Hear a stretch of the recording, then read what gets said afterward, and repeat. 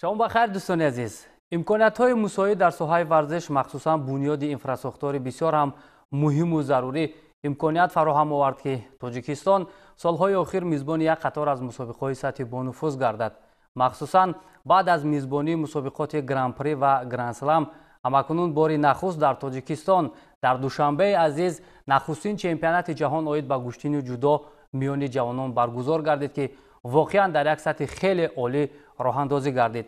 همکنون ما امروز پیرامون همین مسابقات بانفوذ صحبت میکنیم. با استودیوی تلویزیون ورزش دعوت نمودیم سرمربی منتخب جودوی تاجیکستان محمد مراد عبدالرحمانوف و همزمان مربی شایسته ورزش تاجیکستان عزت خدایف. خوش آمدید با استودیوی تلویزیون ورزش و واقعا هم ببینید که این گونه مسابقات سطح بانفوذ که در تاجیکستان برگزار میگردد معلوم است که اگر از یک طرف با تجربه ورزشکاران ما تاثیر رساند، از جانب دیگر نفوذ و اعتبار تاجیکستان در سطح جهان باز هم بلندتر میبردارد.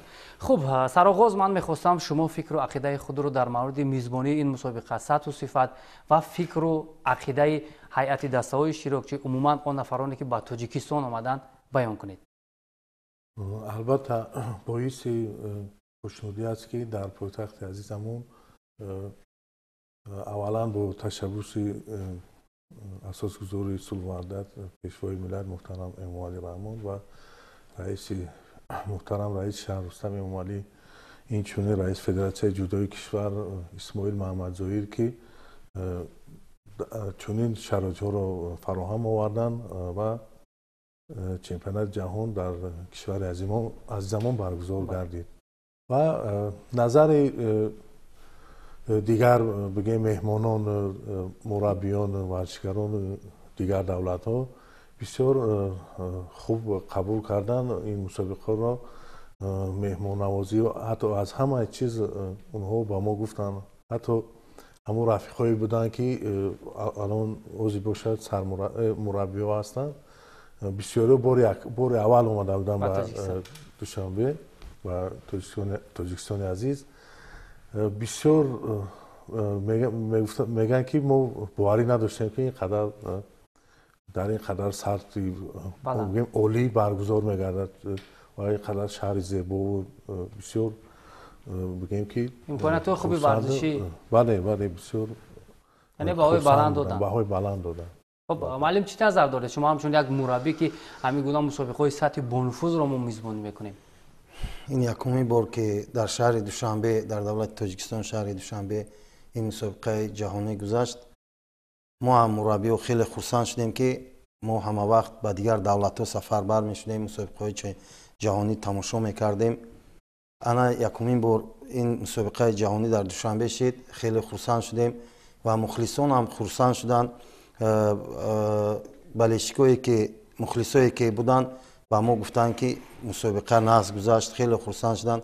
مخلصایی بودن که این مسابقه جام جهان این چمپیونات جهان رو در آینه نیلگون تماشا میکردن و انا این برشد در نزدیک تماشا کردن و با سطح بلند بود. مربیایی بودن که ما در دیگر دولت ها با آنها هم صحبت میشدیم اینجا آمدن خیلی مهمانداری کردیم خیلی خوب گفتن با سطح بلند به دادن. یعنی از این گونه مسابقه‌ای که در کشور ما برگزار می‌شود امکانی خوب است برای مربیان که دستپروری خود را سنجش کنند، یعنی بهترین ها را انتخاب کنند، مهارت ورزشکاران دستپروری خود را از اینجا مثلا بسنجند و برای اشتراک در دیگر مسابقه هم انتخاب کنند. این البته از همه جهت خوب بود.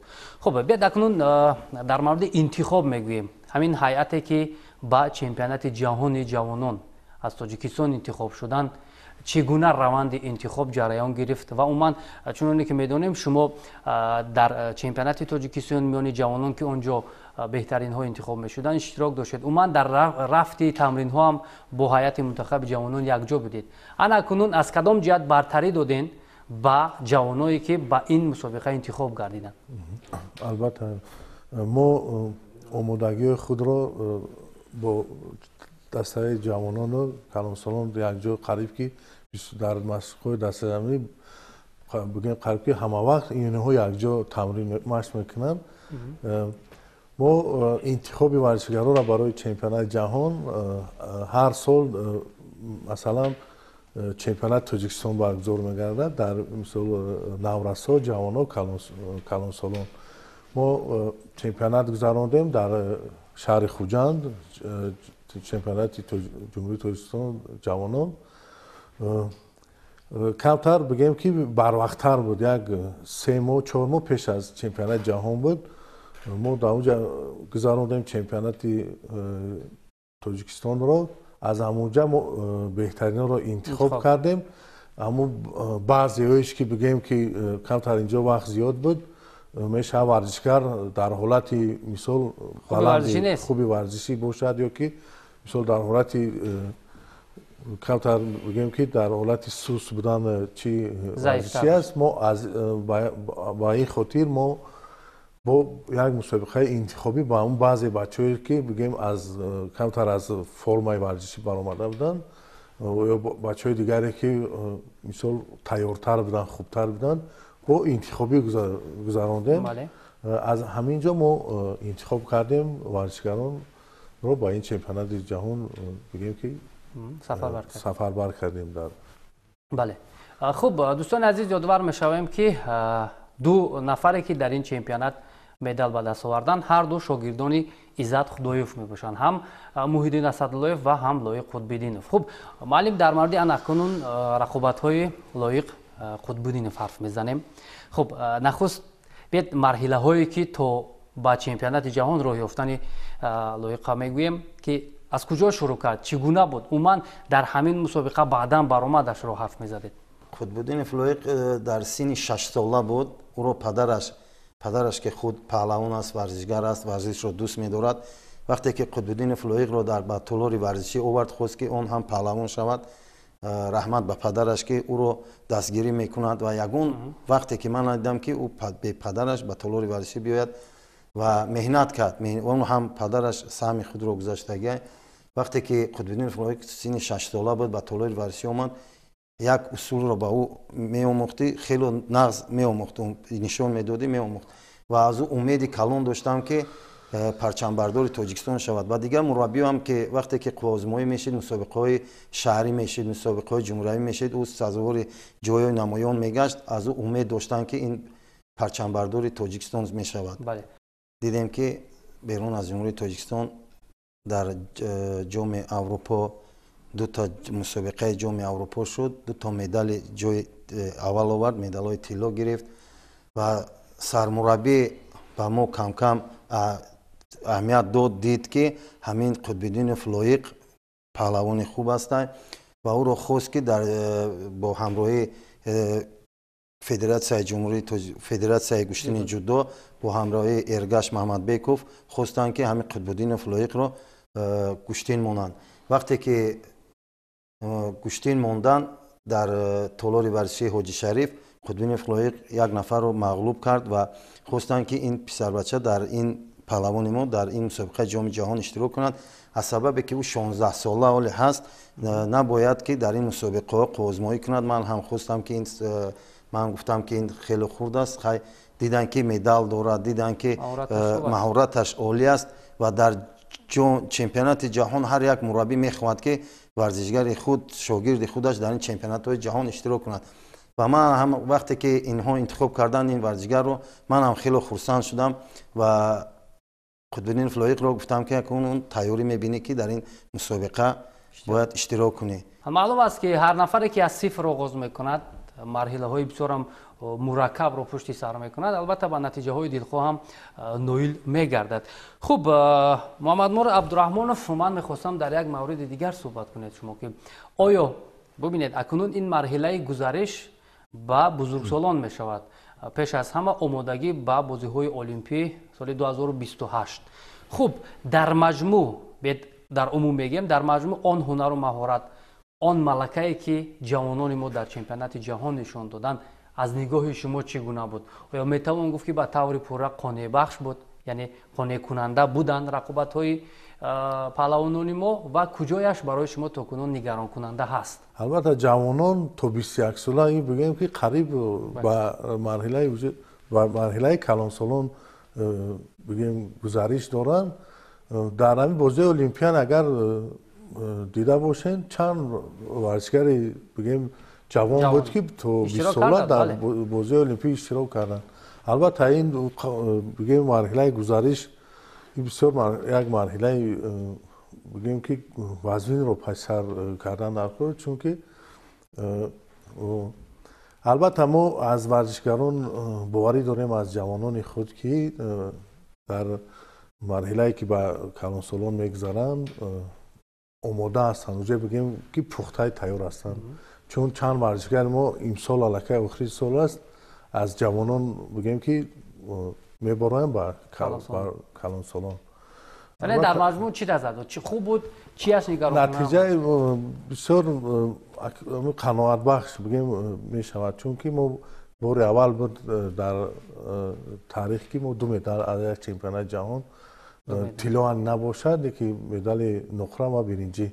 در دیگر چمپیونات ها فقط جوانان در فقط یک مدال میشد. مثال سامان محمد بیکوف، امام علی نورعلی مدال های طلا را سزاوار گشته بودند. البته من فکر میکنم که همین خیلی آمادگی باشد، همین خیلی شرایط خوب باشد. البته ما از هر یک کدام یا باوری داریم که در کلانسالان نتیجه خوب میدهد. خب اکنون به توجه میکنیم به آن راه تعیین نموده که لایق قطب‌الدینov داشت.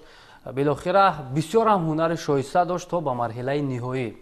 خب وقتی که در مبارزه برای مدال طلا با فوکودا یاماتو چمپیون فعلی جهان از ژاپن روبرو شد، ببینیم در کوتاه‌ترین فرصت پهلوان ما شکست خورد. خب همچون مربی که پیوسته با او کار میکنید، نفری که در هر رقابتی قطب‌الدینov در نزد او بوده، در نزد گیلین. خب چی نظر دارید؟ خب چی نرسید به پهلوان ما؟ آیا امکان داشت که بر مقابل ژاپنی یک هنر خوب خود را نشان دهد لایق؟ من از لایق جان باوری داشتم که رقیب سرسخت خود از ژاپن مغلوب کند و وقتی که ما هر یک قوازمایی که می برآمدیم ژاپنی‌ها ما را می آموختند. بعد من دیدم که اونها چه می نویسند هر یک قوازمایی را و هر یک قوازمایی را ضبط میکنند. اونها در پیششون پلنشت کلام بود تماشا میکردن. این رو من بعد فهمیدم که اینها هر یک قوازمایی ما را آموختند از سببی که ما در درون بودیم.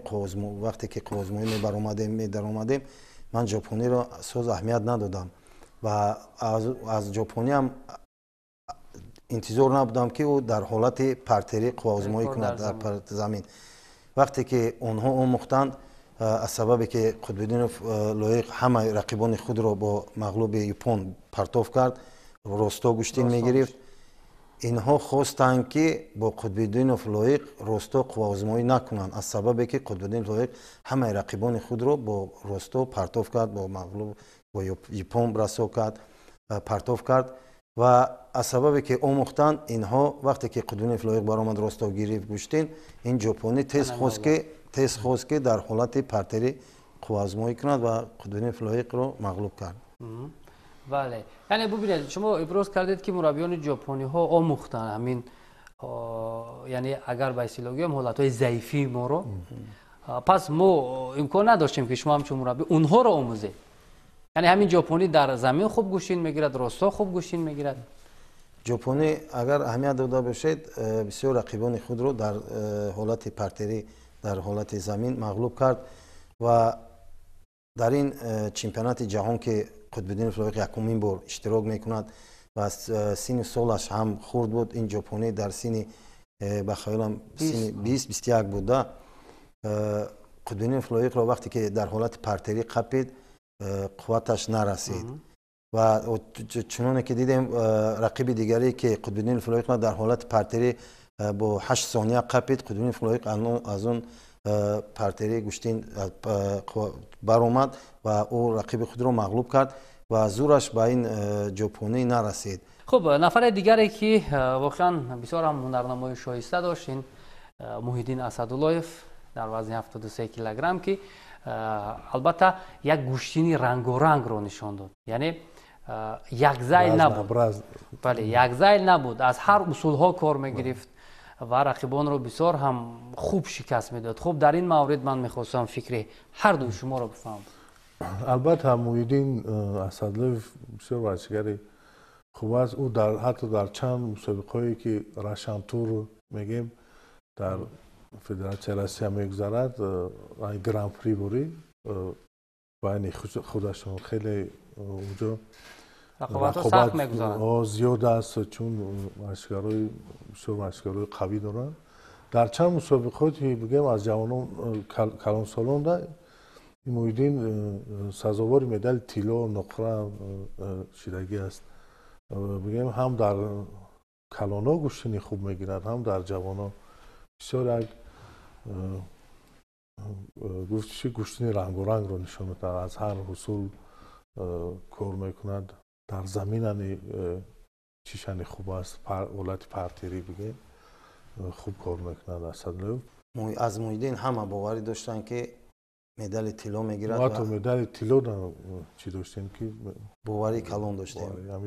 از محیدین من باوری کلان داشتم که مدال طلا میگیرد، از سببی که او سن سالش به همین ها یک سال مطابق بود میرسید و قوازمایی خوب میکنند. محیدین ترس هم ندارد، برای که از سببی که قوازمایی بسیار کرده در مسابقه‌های بیرون از جمهوری تاجیکستان برآمد کرده است و او چنانه که دیدیم همه مغلوبای خود که مغلوبایی که در تمام جهان از دیگر جهان و دیگر دولت ها آمده بودند، این هم پهلوانان بهترین بودند که در رقابت با کلانسالان گوشتین میگیرند و کمتر خطایی که محیدین کرد این از سببی که از درون پوچه قپیده بود او خود اهمیت نداد و در حالت پرتری غلطیدگی که بود همین اصولی که از پوچه با دستش داشته بود مرحله نیمه نهایی را در نظر دارید. امیر اهمیت نداد. وقتی که پرسان شدیم با او چی اینته گفت معلم من وقتی که همین قپیدم من اهمیت نداد، من نفهمیدم که همینجا قپیدم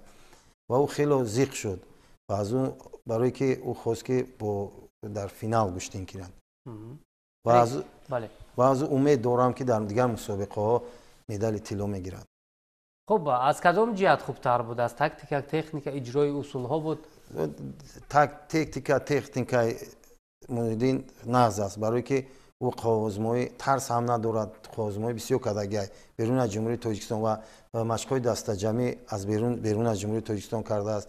او تیاری خوب دیدگی بود. محیدین اسدلویف هم حالت تکنیکیش خوب است، هم فیزیکی. بسیار ورزشکارا مثال در تکنیک خوب هستند اما فیزیکیش سسته که بسیار فیزیکی. محیدین اسدلویف مثل امی مولا رجب خلیفه هم خیلی است، هم فیزیکیش حالت فیزیکیش خوب است، هم حالت تکنیکیش. خیلی ورزشگر کم دیده می شود. خب اکنون برای به دست آوردن 2 مدال برنجی ما امکان داشتیم در وزن 82 کیلوگرم. هم سنت الله موسویف هم محمد یوسف زاده. خب همین مرحله ای که برای مدال برنجی مبارزه می بردن، نخست شروع میکنیم از سنت الله موسویف که برای مدال برنجی تلاش میکرد. در واقع هنر خوب رو نشون داد سنت الله موسویف. خب همین حالتی که در مبارزه برای مدال برنجی مبارزه می برد بر مقابل پهلوان قزاقستانی. خب ببینید وقتی که الکی خسته گردیده بودن کار به گلدن اسکور رفت، در همین حالت اکنون شما که مربی هستید خوبتر میدونید چی اشتباه بود، چی کار رو باید انجام میداد یا که چی کار رو انجام نمیداد در همین حالت. البته این وقتی اساسی را گرفتن و دوری بگیم گلدن اسکور وقتی طلایی رفتن، این بعضی ورزشکار وقتی که مونده شد دیگر بودیم که خود کنترل کردن نمیتونن. البته این یک حالتی بود که بعدی وقتی مثال امون اصول اجرا کرد پهلوان قزاق، این از حساب موندگی بود، از حساب چی بود که این کمتر بگیم که انا همین خیلی بگیم و روسی رسلابیت خیلی کمتر سر داد خودش رو فکر کرد که خوازمایی من میشوند. اما ورزشگر قزاق بسیار از این حالت استفاده برده. اصولی که همون بگیم که درکاری بود همون را تا آخر رفته اجرا کرد. انا همین چیزی ما ورزشکارای ما بسیار حالتهای همین چیزش در همین است که وقتی که شاید از گوشتین ملی باشد وقتی که کات ورزشکار دیگر او با زانو میزنه در مثال در زمین همین چی در مغز بسیار ورزشکاران موجود داره که خیلی بگیم با حالت اتوماتیک سر میتن یا که فکر میکنن که رقابت تمام دیگر تمام یا که مته شده است. البته این نیست همون بسیاری ورزشکاران دیگر جا همین خصوصا همین قضا همین اجرا کرد بگیم تو آخر همین رفته به نقطه نهایی رسید اجرا کرد تو آخر اصولا رفته مثال چیشه همون خالی در خودشه گرفت هم مثل که وزاری بگیم پرتاف کرد. چون ما قبلا هم اشاره کردیم هنرنمای جوانان ما در این مسابقه خوب بود، یعنی از اصولهای گوناگون کار میگرفتند، اما یک کم نگران کننده اون است که در حالت کار در زمین حالا هم ما مشکل داریم. چه نظر دارید معلم که شما بیشتر با آماده کردن ورزشکاران مشغول هستید؟ آیا همین نقطه رو ما از خود تالارهای ورزشی باید یعنی سخت گیریم همین کار را جاری نماییم؟ پارتری اوزی دیده استیم که خیلی خوب شده است از سببی که مشق‌های دسته جمعی شده است. در حالت پارتری هم ورزشکاران خود خوب شده استند. این رحمت به رئیس فدراسیون زودوی گشتین جمهوری تاجیکستان اسماعیل محمد ظاهر که با ما همین خیلی تالارهای ورزشی داده است و با مسابقه بیرون از جمهوری تاجیکستان سفربر کردند. دیده استیم که هر یک کماندایی که هر یک دسته‌ای که با مسابقه میرن به مدال نمیگردند. این از سببی که تجربه مون هم خوب شده است. بله. خب محمد یوسف زاده چهره‌ای که کم در کم در مسابقه بیرون شرکت داشت در چمپیونات جهان جوانان در دوشنبه بسیار یک هنر شایسته رو هم نشان داد. این هم البته رقابتش خوشحال کننده بود. خب در مبارزه برای مدال برنجی هم نتوانست محمد یوسف زاده که هنر شایسته خود رو نشان بدهد. در مورد رقابت محمد چی گفتم میتوانید در اینجا چه اشتباه بود یا که چی نظر دارید شما؟ البته محمد یوسف زاده ورزشکار خوب است، جوان است، از کلوبی اگر خطا نکنم از کلوبی پرویز صابیروف تحت مربی فروخروش صابیروف مشت ورزی میکرد. او باشد در تیم منتخب جوانان کشور است و بسیار آزمایش خوب نشان داد، چند رقیبای خود را مغلوب کرد و در برای مدال برنجی ورزشکار آذربایجان هم سلیمان شکروف یه ورزشکار خوب است، نو در قهرمانی اروپا سزاوار مدال دوم و سوم گشته بود اگر خطا نکنم. بسیار هنرنمای خوب نشان داده بود. حساب تجربه کمتر که در مسابقه‌های بیرونی کم اشتراک کرد شاید همین باشد. محمد یوسف زاده بگیم که آینده خوب داره، مغلوب گشت و البته ما باوری داریم که آینده نتیجه خوب از این ورزشکار ما انتظار است.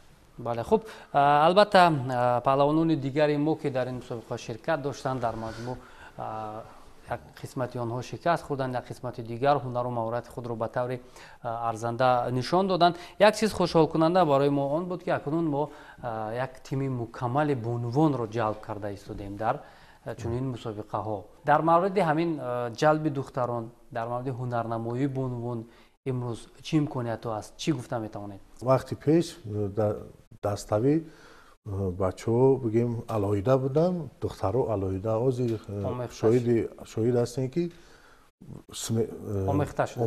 آموخته شدن. 3 دختر و در تیم کلان سالان باشد، در تیم مثال جوانان همه خیلی و همین خاطر ما ورزشکار دختران ما البته همش بگیم که وزنش سبکتر هستند تا 52-57 کیلو. ما بگیم که مجبور شدیم که از دولت دیگر ما جلب کنیم.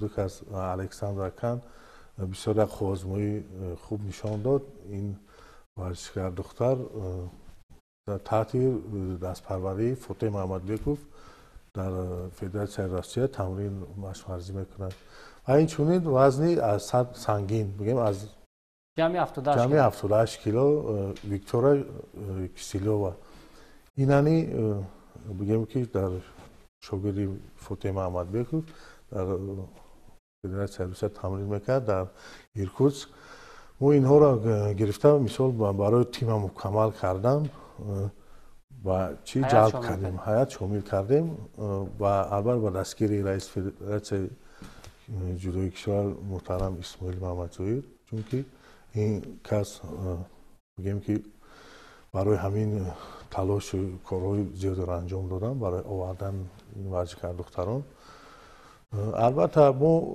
با مثلا شویده قلندر و مربی هستن اوزید بگیم با او وقتی که مربی دخترها گذاروندن که وقتی مربی دختر باشد با میتونه دخترای دیگر رو جلب کنه برای خاطر مثال تالار ورزشی تمرین میته مشق میته دخترها را و واری داریم که همین خیلی رفتن میگیرن همین خیلی در حالت خوب با تیم دخترانی تیم پرزور بخواد میشه و در آینده فکر کنید. بله. خب پرویز عبدالرحمانوف در وزن تا 100 کیلوگرم یکی از چهره‌هایی که اکنون امیدوار کننده برای مکمل کردن همین وزن است در وزن تا 100 کیلوگرم در این مسابقه هم البته من فکر میکنم که امید و باوری مربیان رو سزاوار بگه حداقل مدال میگیرد از چمپیونات جهان.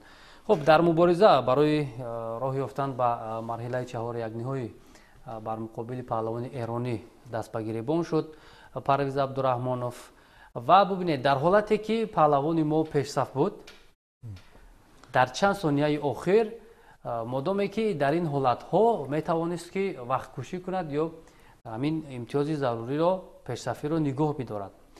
چی نظر دارید شما چرا همین گونه حالت به میان آمد؟ آیا امکان داشت که به دور دیگر رود پرویز؟ البته پرویز عبدالرحمانوف یکی از ورزشکارانی بگیم خوب است در قهرمانی جهانی پارساله سزاوار مدال جای پنجم گشته بود که یک قدم دیگر بگیم برای مدال است برای سوم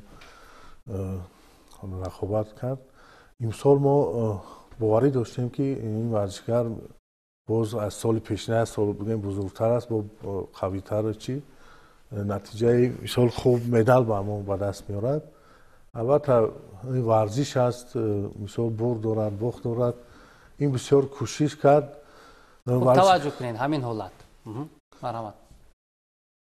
خب ببینید چند ثانیه باقی مانده است پرویز عبدالرحمانوف باز میخواهد که اینجا فشار بیارد یا که امتیاز بگیرد و ببینید بله ضد حمله. خب همین حالت رو بسیاری ورزشکاران ما یک همی چی در بگیم که در همی مقصود بسیار جای شده است که حتی باید وزر بریدیم پیشرفت شدیم وقتی مثال پرتاف را میکنن با همون چون مخلصا را نگاه کرده و چی کرده با میخواهد که با یکون مثال اصول خوبتر چیتر انجام مثال دیگر شاید در همون حالت همین چیز در سر این آمد که با مقصد که با همون اصول های زخوت های خود رو گرفته اگر نمیتونست که 22 ثانیه مون مثال همون را کنترل میکرد یک بارانی اگر میبرامد یا که میشی شیدا میگرفت خودش فکر میکنم وقت تمام میشید. البته ببینید باری اول ما توانستیم که در حیات دستاوی شرکت کنیم که این هم البته یک نتیجه خوب یک پیشروی دیگر رو نشان میدهد برای جودوی تاجیکستان و در مبارزه بر مقابل پهلوانان آذربایجانی متاسفانه ما شکست خوردیم.